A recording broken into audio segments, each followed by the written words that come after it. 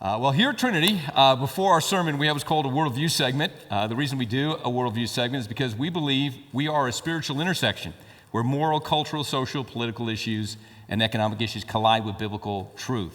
And we base it on a verse of scripture out of the Old Testament, 1 Chronicles 12:32, where it says the sons of Issachar had wisdom regarding the times they lived in, and they knew what they should do.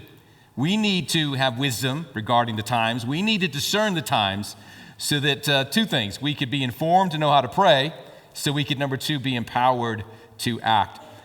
And I want to talk about a new movie that's out called After Death. It is a film unearthing the afterlife. And it is a science-based documentary that explores, well, basically what happens after you die. These near-death experiences that are recounted by scientists, authors, and survivors.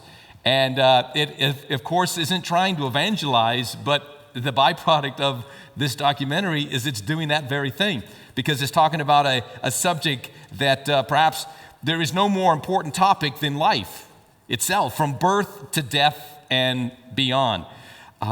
There's a parable I came across. I'm calling it the parable of life, and it'll be up on the screen as I read it.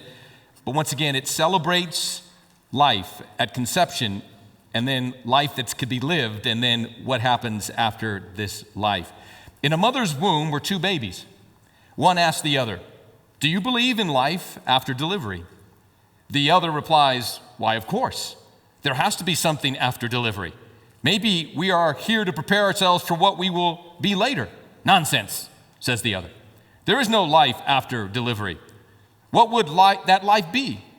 "I don't know, but there will be more light than here. Maybe we walk with our legs and eat from our mouths." The other says, "This is absurd. Walking is impossible. And eat with our mouths? Ridiculous. The umbilical cord supplies nutrient. Life after delivery is to be excluded. The umbilical cord is too short. I think there's something, and maybe it's different than it is here." The other replies, "No one has ever come back from there. Delivery is the end of life, and in the after delivery, it is nothing but darkness and anxiety, and it takes us nowhere." "Well, I don't know," says the other, "but certainly we will see Mother, and she will take care of us." "Mother? You believe in Mother? Where is she now?"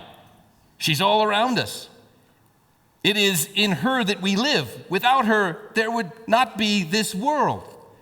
I don't see her, so it's only logical that she doesn't exist." To which the other replied, "Sometimes, when you're in silence, you can hear her. You can perceive her. I believe there's a reality after delivery, and we are here to prepare ourselves for that reality." This parable, of course, addresses the important topic of life, and then life after death.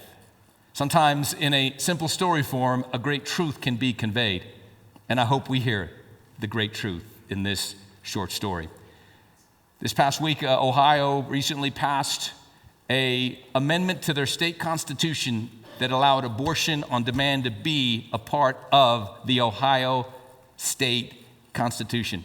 Michigan and some other states are celebrating death and not life. You know, in Nazi Germany, leading up to World War II, a measure came forward called the Aryan Clause, which stipulated that those of Aryan descent, meaning white without being Jewish, white without Jewish parents or grandparents, the Aryan race could be employed in the civil service there in Germany. The Aryan Clause passed in Germany. When that clause was passed, there were 18,000 pastors. Only 7,000 opposed it. This was the beginning of a slippery slope that led to the genocide of over 6 million Jews. The church in Ohio and other states, it's not just asleep, it's dead. And it's time to wake up.